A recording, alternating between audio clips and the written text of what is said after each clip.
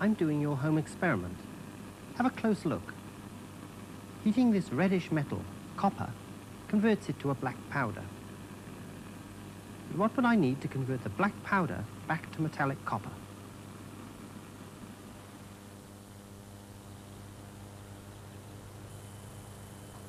In these hills, here in Hampshire, there are Bronze Age sites.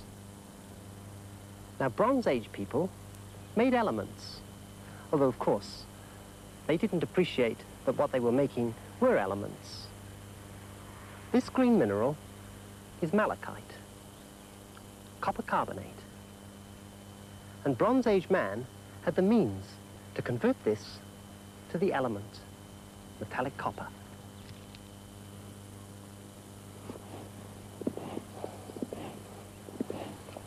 He did this by pouring the malachite onto a furnace, which was constructed of clay and fueled with charcoal. It reached a temperature of nearly 1,000 degrees Celsius. At first, the malachite decomposed to produce the black substance, copper oxide. And as that reduced, it formed shiny metallic globules, and the copper slowly ran to the bottom of the furnace. It's about an hour since I put the malachite in the furnace, and here, in the hottest part where the bellows were, there's a small globule of liquid copper formed. As I scrape the oxide away, you'll see it shining. And it's so hot that it quickly oxidizes again.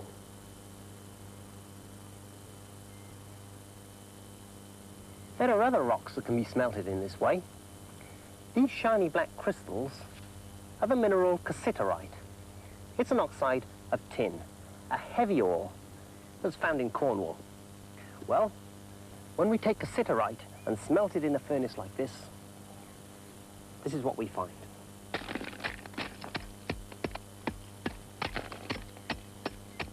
In amongst this slag,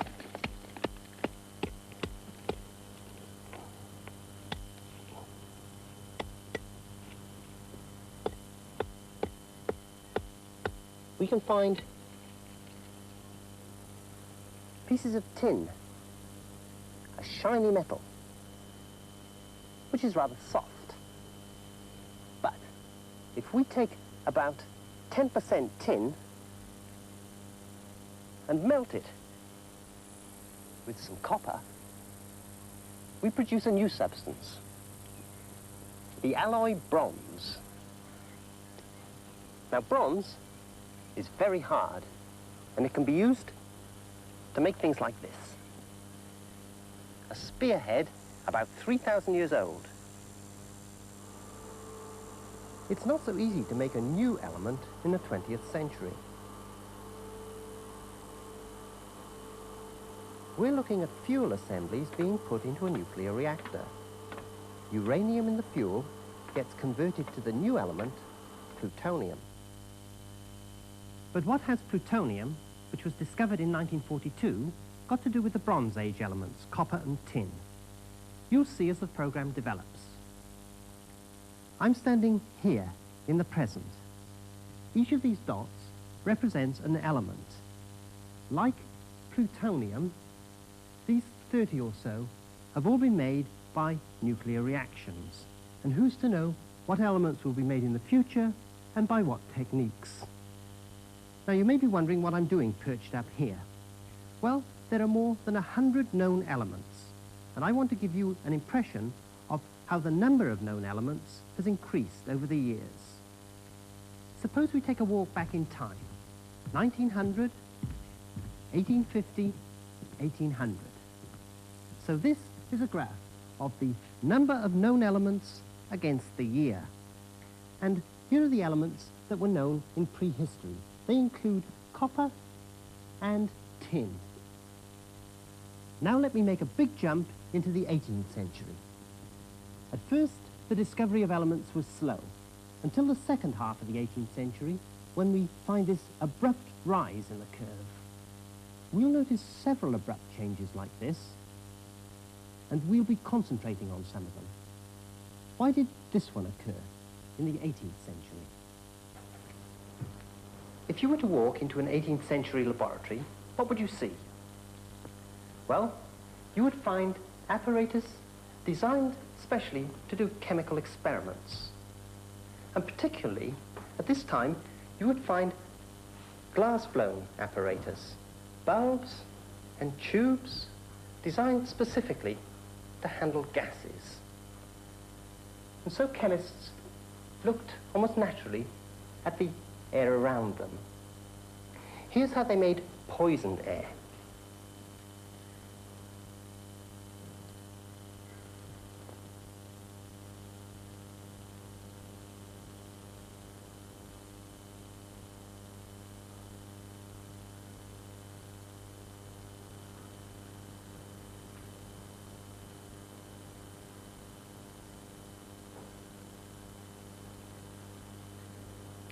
The water rises, and the gas that's left is about 4/5 of the original.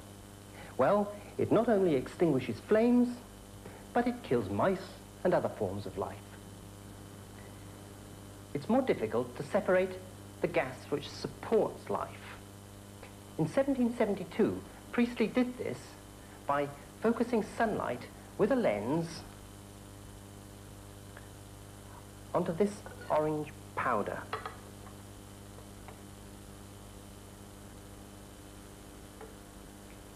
It's mercuric oxide. The sunlight is focused to a small spot, and if we look closely, what appears like a landslide is liquid mercury being formed. And the other product is a gas. He collected the gas that's evolved.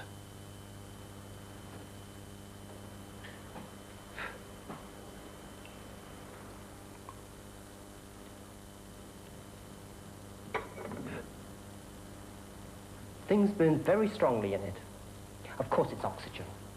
And the gas that was left after the flame was extinguished, well, that was mostly nitrogen. In 1776, Priestley read a paper to the Royal Society. The air is not an element. There exist several species of airs, essentially different. So, these discoveries of oxygen and nitrogen appeared to complicate chemistry. Air was no longer a simple substance. But as new elements were discovered, patterns began to emerge which helped to group the elements together, which even at the end of the 18th century were becoming numerous. Here's an experiment that was done in 1774. Take some hydrochloric acid, and I'm going to add it to some black manganese dioxide.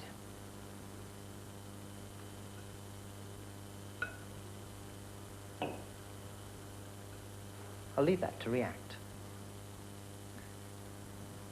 The gas that's being produced is chlorine. There are two similar elements. This red liquid, bromine, discovered in 1826, and black crystals, iodine, discovered in 1811. These three elements, chlorine, bromine, and iodine, may have more in common than you think. They all occur in the sea. Chlorine, made from hydrochloric acid, which we get from rock salt, originally from the sea. Iodine was discovered in seaweed. Now, if we dry some of this seaweed and then convert it to an ash by burning it, take some of this ash and add concentrated sulfuric acid to it.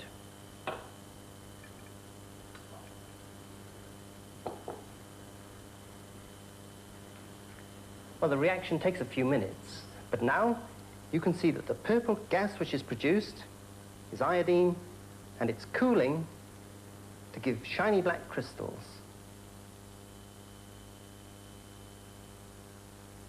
Well, bromine too can be made from the sea.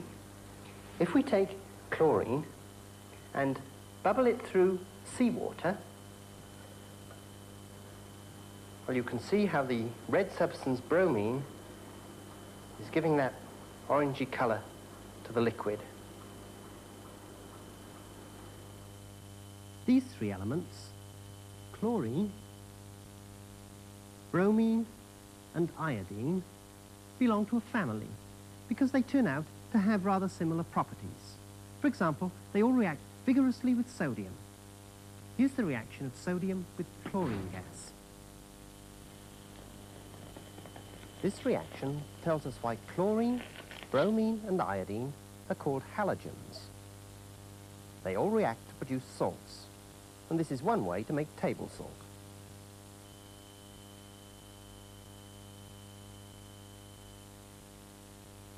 There you saw an experiment with the reactive metal sodium. In our graph, there's an enormous rise here with the discovery of sodium and potassium, two of the elements in the family known as the alkali metals. This began in the autumn of 1807 at the Royal Institution in London with the impact of the brilliant young scientist Humphrey Davy. Through lectures before invited audiences, he demonstrated dramatic new experiments, often the subject of his own research using this new invention, the chemical battery, a series of copper and zinc plates immersed in acid to provide an electric current. Well, the invention of this provided the answer to many problems in chemistry, and Davy already knew that solutions of salts and other substances conducted electricity. Here's hydrochloric acid decomposing into hydrogen at the cathode, and at the anode, chlorine.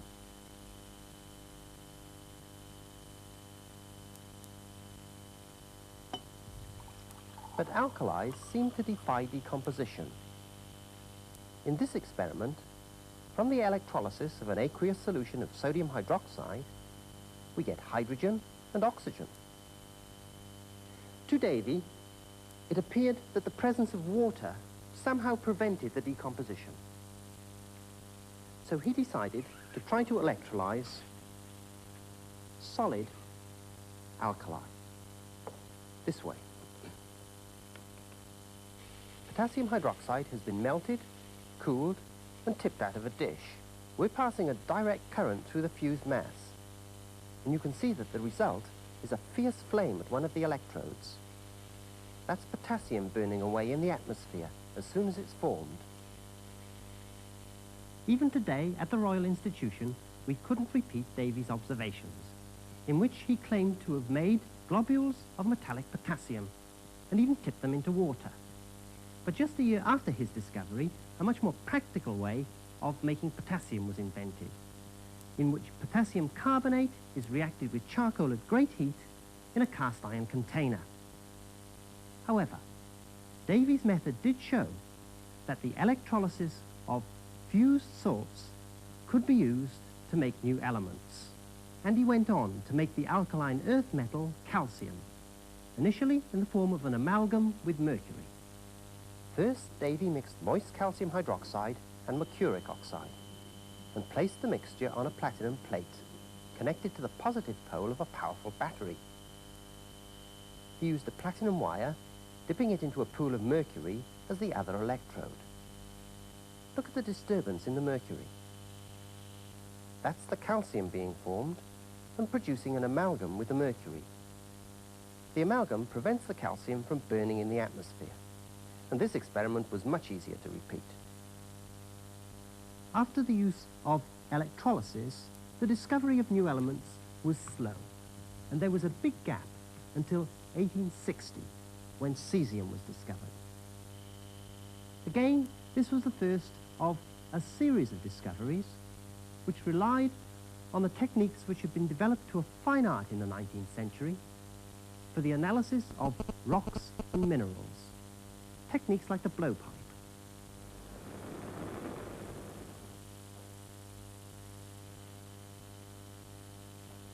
Dissolving in acid.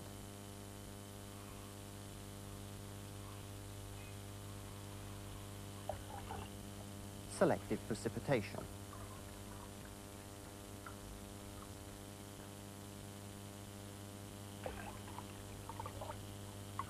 Crystallization.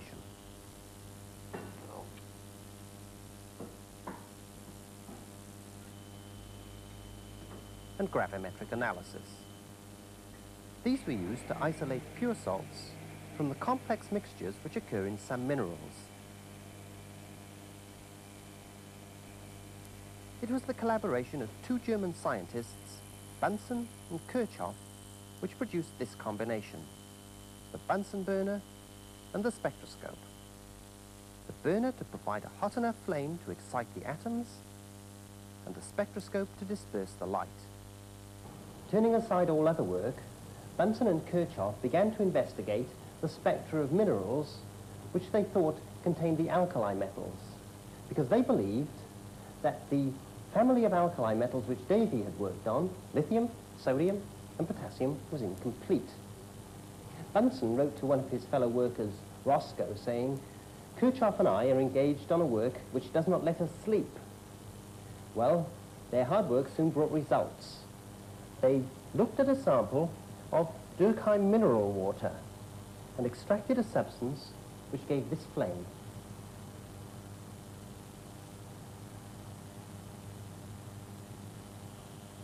In the spectrum of this flame, they saw two blue lines very close together. And they made this announcement: "There is no simple substance known which gives two such rays in this part of the spectrum. One may therefore conclude the certain existence of a simple, unknown substance belonging to the group of alkali metals." And they called the substance cesium, after the Greek name for blue sky. Notice how confident they were that the presence of just these two lines in the spectrum proved that they were dealing with a new element. Well, spectroscopy continued to provide evidence for the existence of new elements, and on one occasion, from a most surprising source, the sun. To take the spectrum, what we need is a spectrograph, and that's downstairs in the laboratory. To get the light from the sun into the spectrograph, we follow the sun across the sky by tracking a mirror. And that reflects the light to another mirror and down into the laboratory. So if the sun comes out, let's go and see what the spectrum looks like.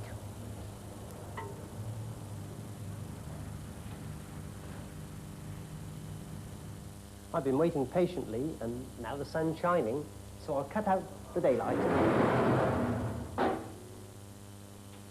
Remember, we've got the sun shining down through the roof. It's reflected as another mirror, and across here to the spectrograph. And we can focus the image of the sun on a card. Right, we've got some wispy clouds drifting across the sun. And if you come close in here, you'll see sunspots, lots of them.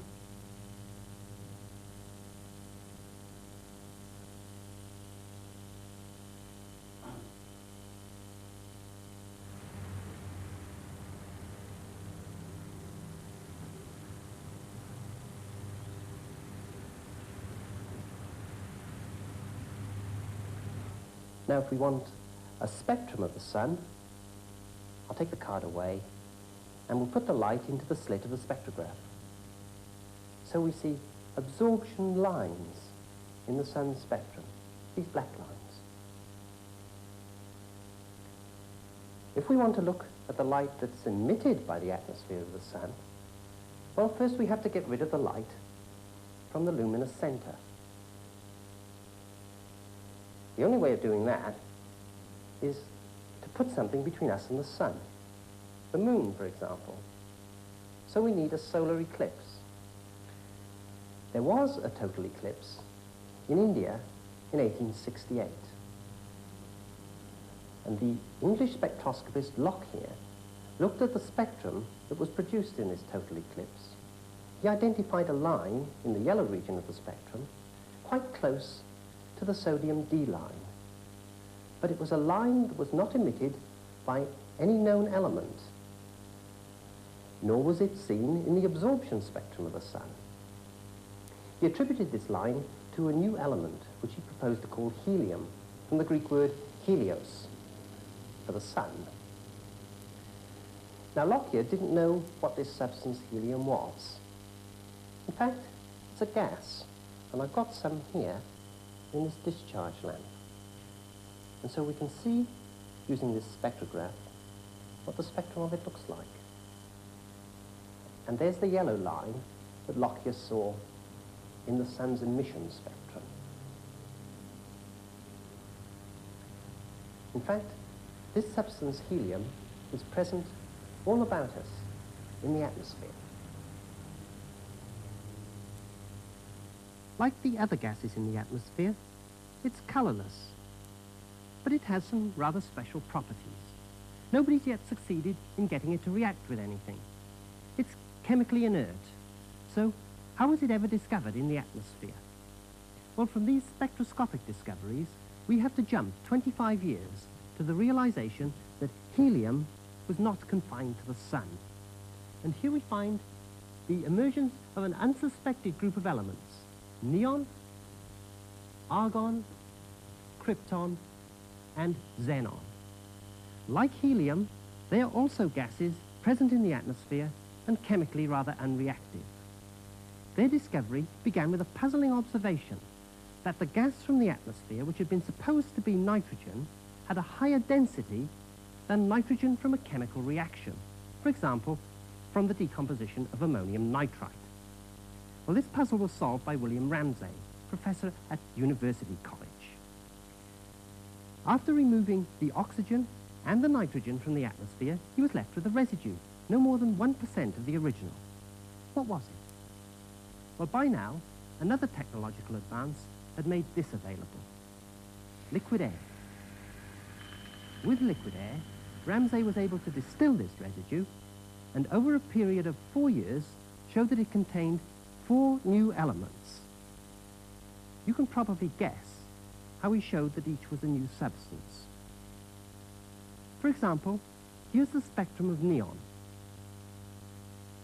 If we fill a glass tube with neon gas and pass an electric current through it, of course, it glows red. Each of these gases provides a different colored emission. So inert as they are, they still have their uses.